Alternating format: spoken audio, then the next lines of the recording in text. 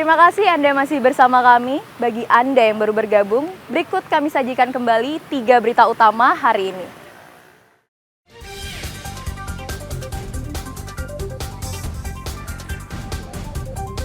Gedung markas klub basket Bali United di Kerobokan terbakar.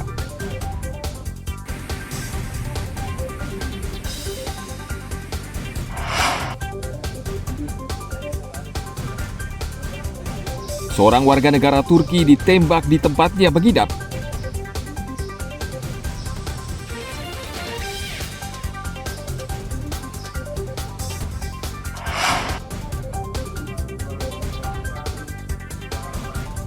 Mantan Rektor Universitas Udayana dituntut hukuman 6 tahun penjara dalam sidang di Pengadilan Tipikor Denpasar.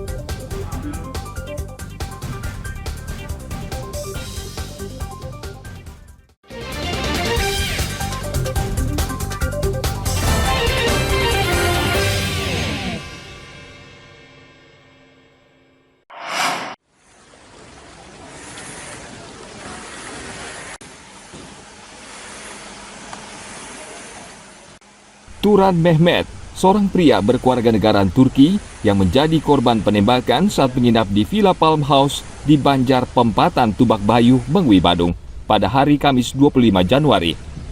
Polda Bali langsung mengamankan lokasi kejadian untuk mengumpulkan sejumlah barang bukti.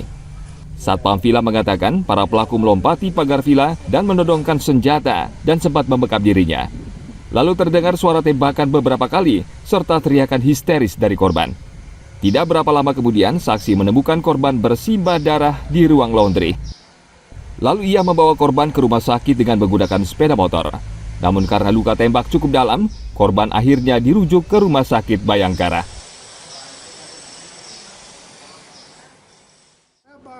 Senpinya belum ditemukan. Proyektilnya yang di lokasi ada tiga yang masih utuh dan ada 2 selongsong. Di lokasi ada beberapa saksi yang lagi didalami, sementara nanti kita akan. Itu warga mana? Turki ya, warga negara Turki. Korbannya kan satu. Korbannya satu warga negara Turki. Dan teman-temannya di sana juga warga negara Turki. Ada indikasi. Cuma untuk pelakunya kita masih kembangkan dalami. Artinya ada indikasi perampokan atau memang belum? Nanti sedang kita dalami. Ada berapa luka tembakan? Ya, luka tembakan ada ditemukan 5 lubang. Tapi peluru yang dikeluarkan diperkirakan ada 2 ya, jadi mungkin tembusnya dan syukur tidak mengenai tempat-tempat yang vital. Di lokasi kejadian ditemukan sejumlah selongsong dari peluru berkaliber 7,62 mm yang berukuran kecil. Polisi belum bisa memastikan jenis senjata api yang digunakan para pelaku.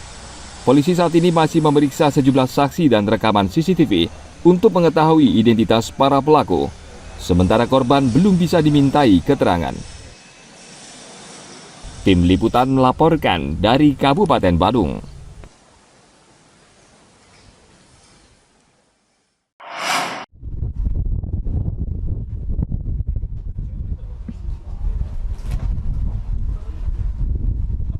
Polres Badung menangkap 5 dari belasan pelaku pengeroyokan di Jalan Sempidi Badung pada pekan lalu yang menyebabkan Adi Putra Krismawan tewas.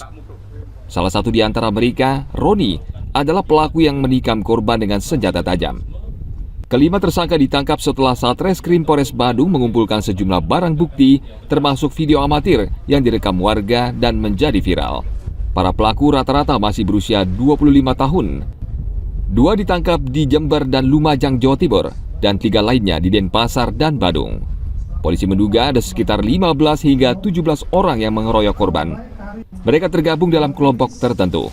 Saat ini polisi masih terus memburu pelaku lainnya yang identitasnya sudah diketahui. Pengeroyokan terjadi dini hari pada 16 Januari lalu di Jalan Sempidi Badung. Korban diduga salah sasaran. Para pelaku mengira Adi anggota geng tertentu.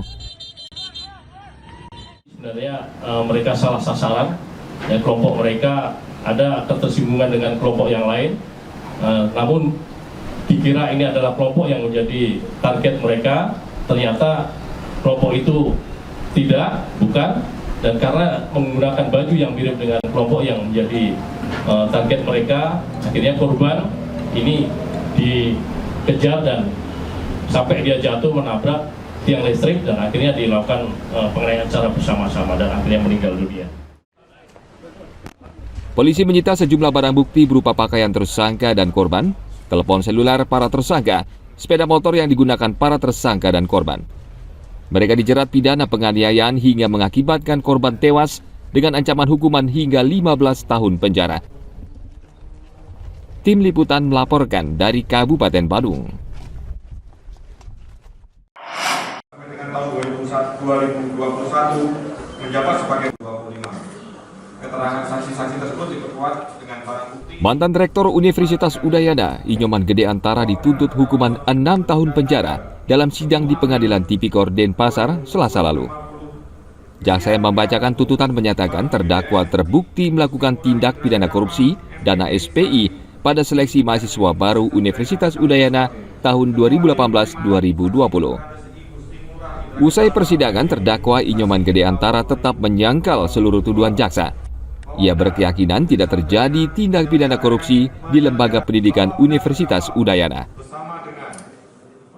Ya, kita terima aja sementara nanti sampai pledoi. Ya, kita lakukan yang terbaik sesuai dengan proses hukum yang memungkinkan untuk itu. Yang jelas kita ingin segala sesuatunya terang benerang. Sampai saat ini saya mengatakan memang korupsi itu tidak pernah ada di Universitas Udayana. Ya. Oke. Ada perbedaan pasal 12E ini dengan pasal-pasal yang lain. Kalau pasal 2 dan 3 itu ada memperkaya diri sendiri, orang lain, atau korporasi. Khusus di pasal 12E itu tidak. Di 12E itu hanya memperkaya diri sendiri atau orang lain. Tetapi orang lain ini ditafsirkan juga korporasi. Dalam hal ini kalau kita dengar dari penjelasan tadi adalah Udayana. Artinya adalah UNUD menerima pungli, bukan terdakwa. Karena tadi diungkapkan terdakwa tidak menerima uang apapun. Selain tuntutan hukuman penjara selama 6 tahun, jaksa juga menuntut terdakwa membayar denda sebesar 300 juta rupiah atau subsidiar kurungan 3 bulan penjara. Persidangan akan dilanjutkan kembali Selasa mendatang dengan agenda pembacaan pledoi dari terdakwa. Tim Liputan melaporkan dari Kota Denpasar.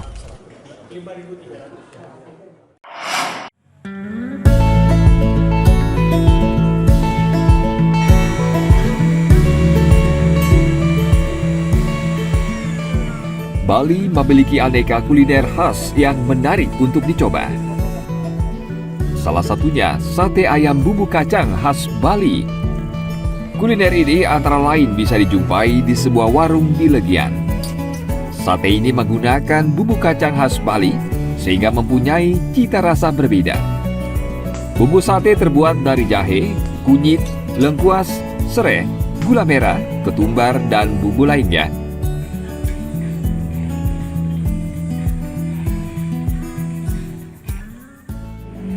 Jadi sate ayam kita tuh pertama kita marinasi dia minimal 4 jam.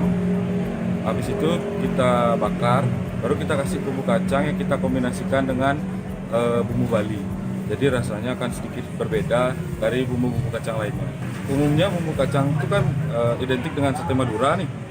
Jadi karena kita di sini konsepnya Balinis, mau nggak mau kita putar otak dan kita buat ciri khasnya kita sendiri. Jadi kita buat sate ayam tetapi dengan taste bumbu kacang ada Balinisnya kan.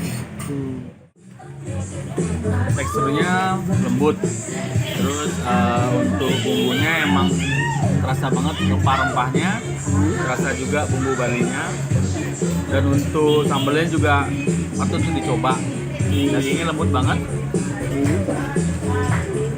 gampang dikunyah dan terasa banget lembut dan terasa bumbunya juga.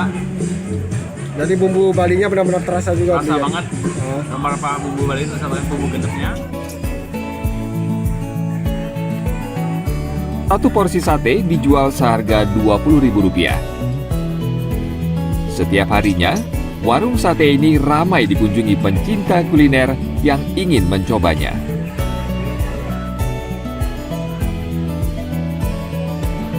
Agung Gede Agung melaporkan dari Badung.